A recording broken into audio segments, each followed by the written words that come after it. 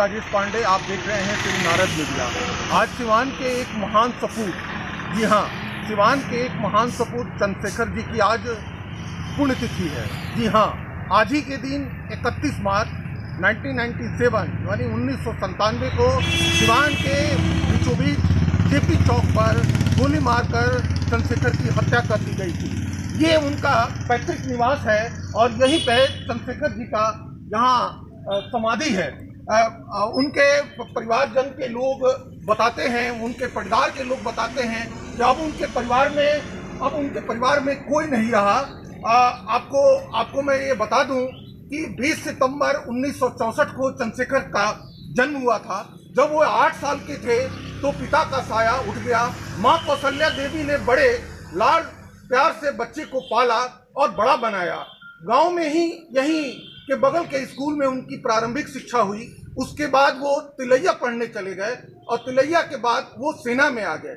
लेकिन कुछ समय के बाद आगे पढ़ने का उन्हें जज्बा जोश जगा और जेएनयू की परीक्षा देने के बाद, एंट्रेंस परीक्षा देने के बाद वो जेएनयू में आ गए, जहां पर वो शोधार्थी छात्र के रूप में अपना कैरियर शुरू किया। लेकिन शुरू से ही छात्र आंदोलन में बढ़ चढ़कर भाग लेने वाले चंदू यानी चंद्रशेखर जी का मन हमेशा आंदोलन में लगता था और यही कारण था कि वो जब भी सिवान आते थे तो अपने भाई बंधुओं के बीच में, अपने छोटे छोटे भाई बंधुओं के बीच में वो छात्र आंदोलन और आंदोलन से समाज की परिस्थिति बदलती है, इसके बारे में वो हमेशा बात किया करते थे। लेकिन वो जो दौर था सिवान का, वो दौर बड़ा ही कठिन दौर था और किसी को ये सब बात नागवार गुजरती थी और यही कारण था कि बार बार उनको धमकियां मिलती थी। लेकिन आंदोलन और छात्र आंदोलन और जिस आंदोलन से वो जुड़े हुए थे उसमें धमकी का कोई मायने नहीं होता था।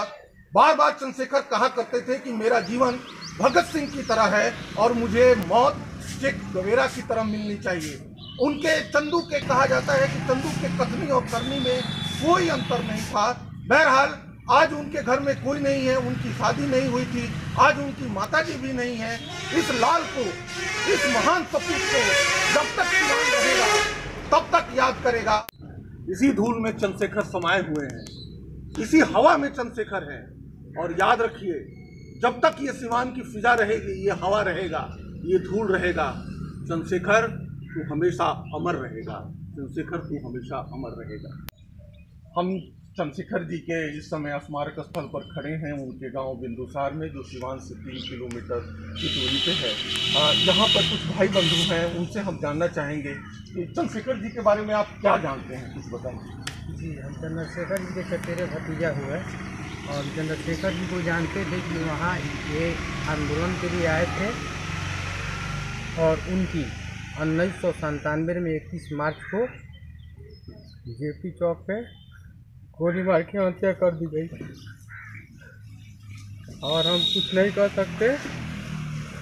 हमको यही अफसोस है कि जो सीबीआई जांच आज तक लटका के रखा गया है, उसको फिर से जांच की जाए और जो दोषी है उसे सजा दी जाए, जिसे इस केस से बरी कर दिया गया है। जो मुख्य साजिशकर्ता था उसको, मोहम्मद शहाबुद्दीन को, केस से बरी किया गया है। वो सीबीआई जांच की जाए और उसको सजा दिलाया जाए। आपका नाम? जी, राजू कुशवाहा मेरा नाम। बाबा, आप ये बताइए कि चंद्रशेखर जी का बचपन आपने देखा होगा। बचपन में मतलब उनमें ऐसा क्या प्रतिभा था कि जो वो इतने बड़े भारत के प्रतिष्ठित विश्वविद्यालय के वो छात्र नेता थे? उनका दिल्ली में जन्म हुआ, हम लोग गए थे और वहाँ पर हम लोग 2 महीने रहा। उसके बाद में अपने घर आए। उसके बारे में तो हम पूरा हमको भी नहीं है, लेकिन मैंने ये याद रहे कि उसमें छात्र में रहते थे। आपका नाम? बदल सिंह। चंद्रशेखर जी जब पढ़ा करते थे तो कभी कभी गांव आया करते थे, आप लोग से मुलाकात होती थी, तो उस समय आप लोग उससे क्या बातचीत होती? अब उनके बारे में तो ये पता नहीं था कि जेएनयू के अध्यक्ष हो गए हैं। हम लोग इंडिया टुडे में एक बार देखे कि उनका एक जगह में एक जगह मिला था उनको कि जेएनयू के ये अध्यक्ष हो गए, तब से हम उन लोगों को जानने लगे कि वो इतने बड़े आदमी हो गए गांव के रख करके। लेकिन अफसोस की बात है कि अब वो नहीं रहे और साजिशकर्ता और मारने वाला सब खुलेआम घूम रहा है। सीबीआई की रिपोर्ट क्या दे रही है क्या नहीं दे रही है अब किसी को पता नहीं है। आखिर कोई ना कोई तो जरूर उसको मारा होगा। 22 साल के बाद भी आपको न्याय का इंतजार। बिल्कुल नहीं। और यही नारद मीडिया की ओर से चंद्रशेखर को एक भावभीनी श्रद्धांजलि है। मैं अपने संवाददाता अमन के साथ राजेश पांडे, श्री चंद्रशेखर जी के स्मारक स्थल से।